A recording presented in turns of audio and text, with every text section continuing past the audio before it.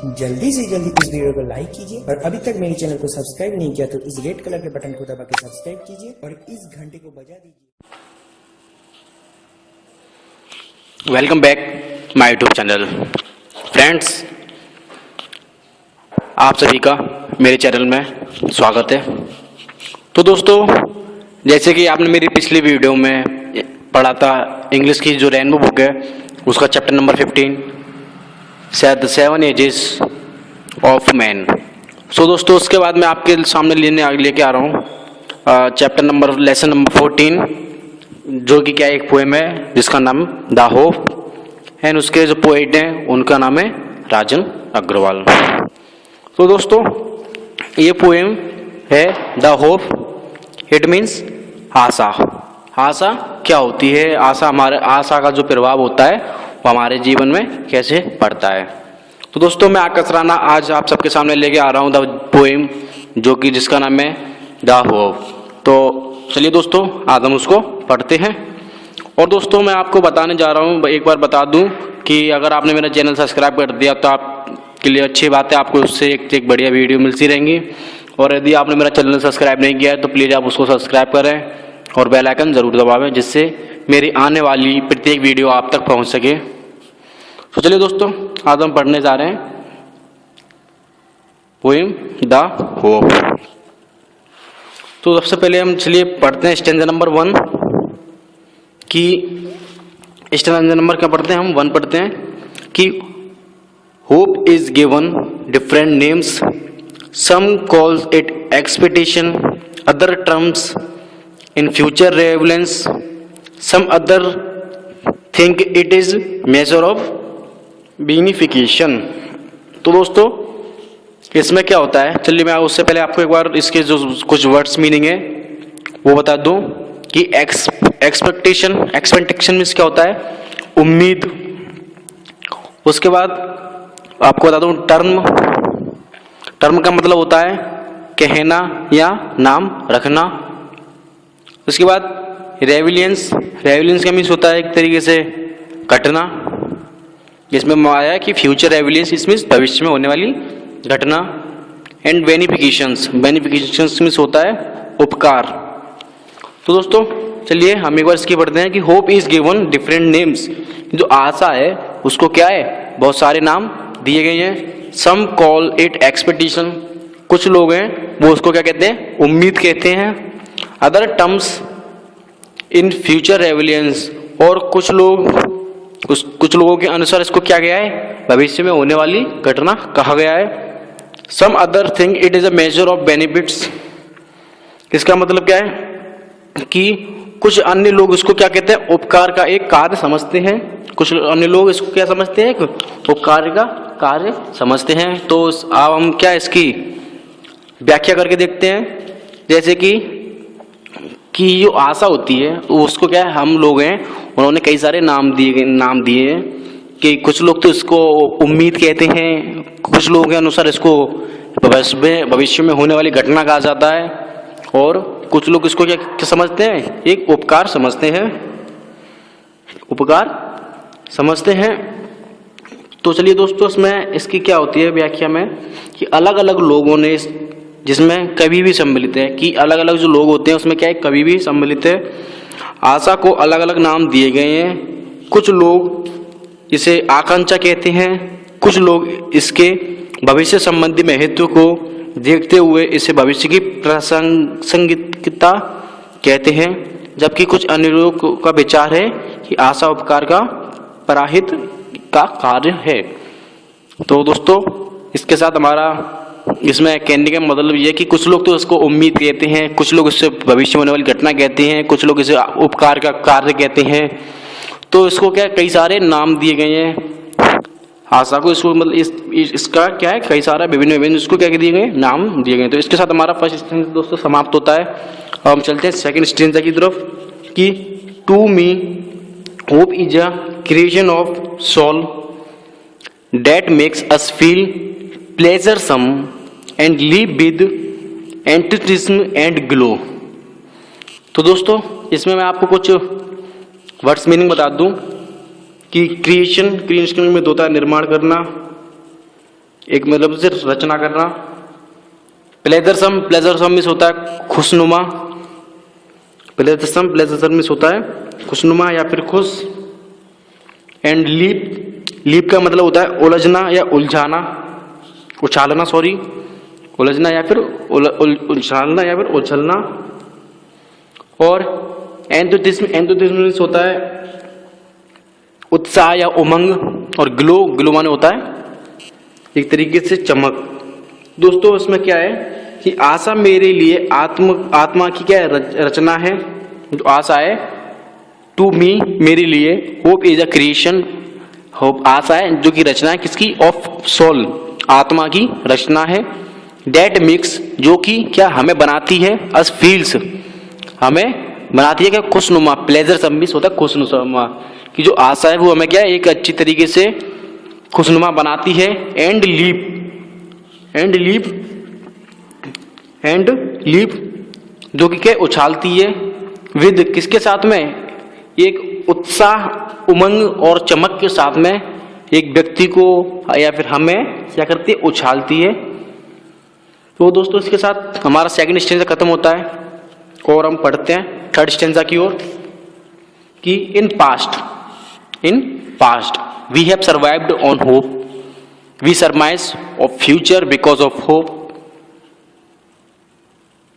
Because of hope, hope kills negativity inside and fills us with calm and quiet. तो दोस्तों इसके मैं सबसे पहले आपको बता दूं कुछ वर्ड्स मीनिंग।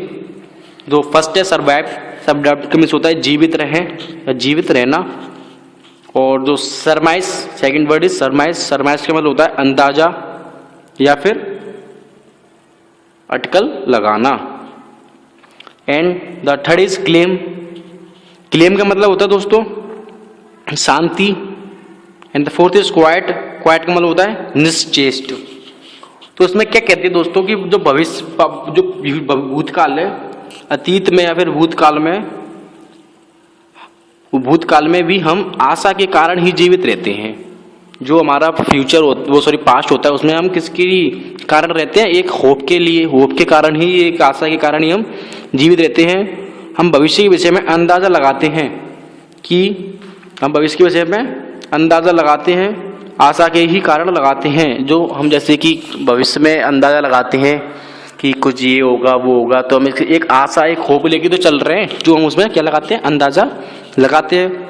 आशा क्या है, होप किल्स नेगेटिविटी इनसाइड, आशा हमारे अंदर की जो नकारात्मक को मार देती है, नकारात्मकता को मारती है, नष्ट करती है।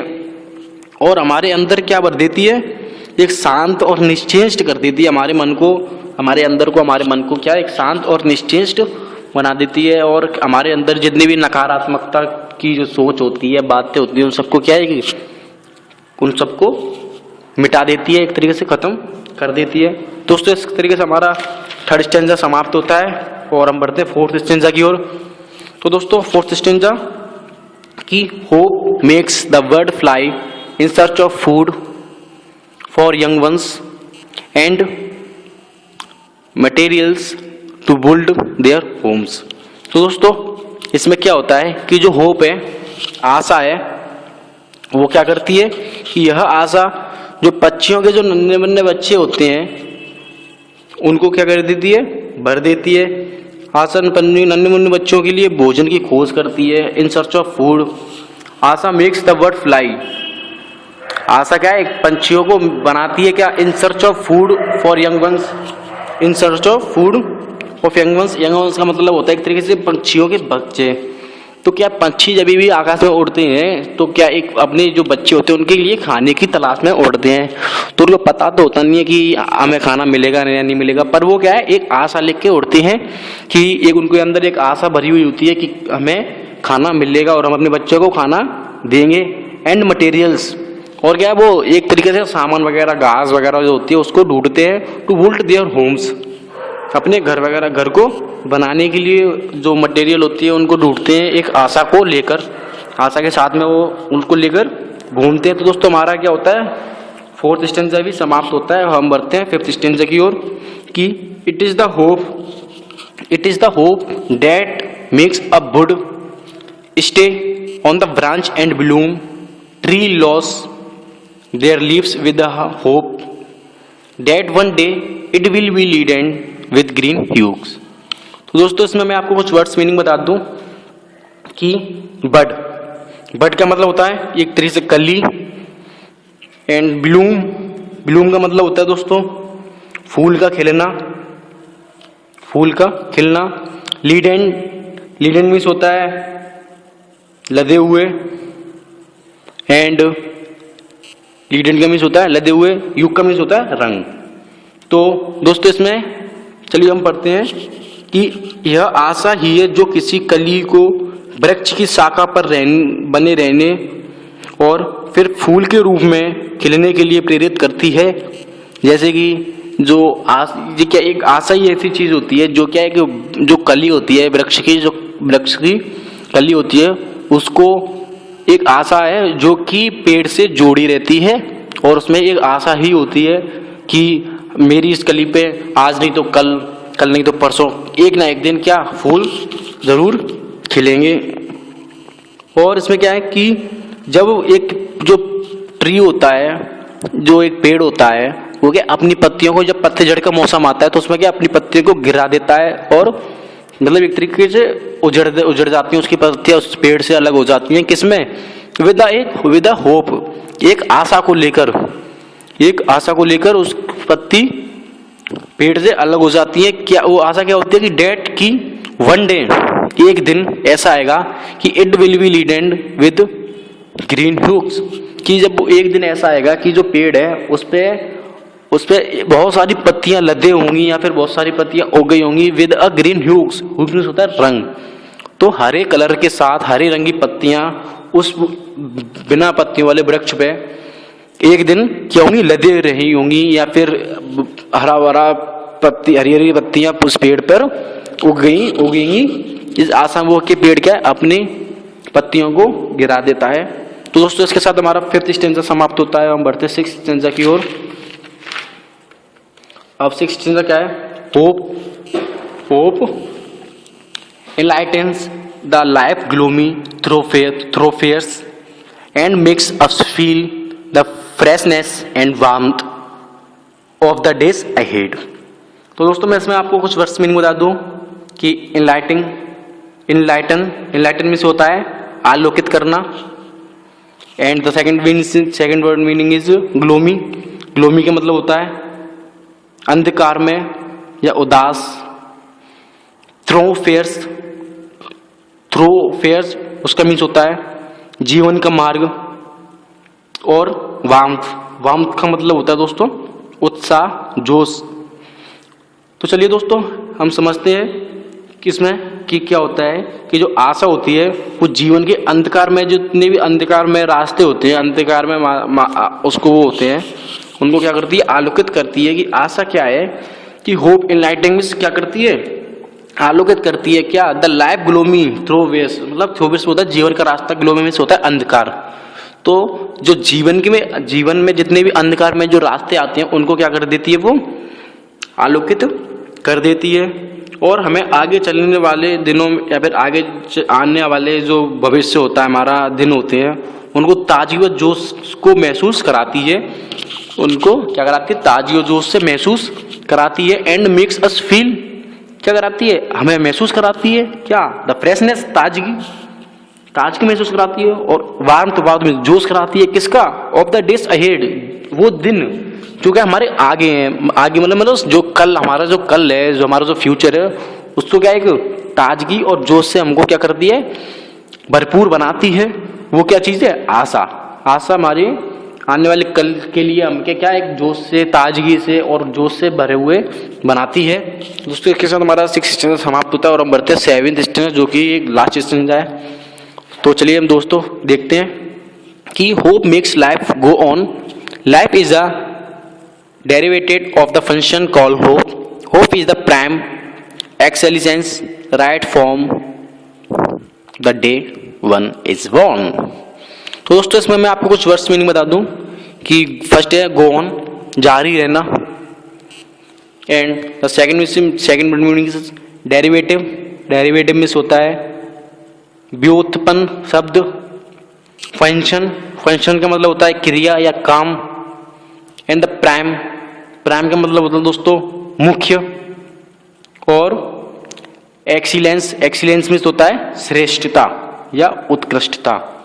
तो दोस्तों इसका हम चलिए समझते हैं कि आशा जीवन के आगे बढ़ाती है। जो आशा होती है, hope makes life go on, कि जो आशा होती है वो क्या है, हमें बनाती है क्या, लाइफ गो ऑन, आगे जीवन में आगे बढ़ने के लिए प्रेरित करती है, आगे बढ़ने के लिए आशा हमें आगे बढ़ाती है तथा गति प्रदान करती है। और वो हमें आगे बढ़ने के लिए, हमारे जीवन को में हमें आगे बढ़ने के लिए हमें क्या देती है, गति प्रदान करती है।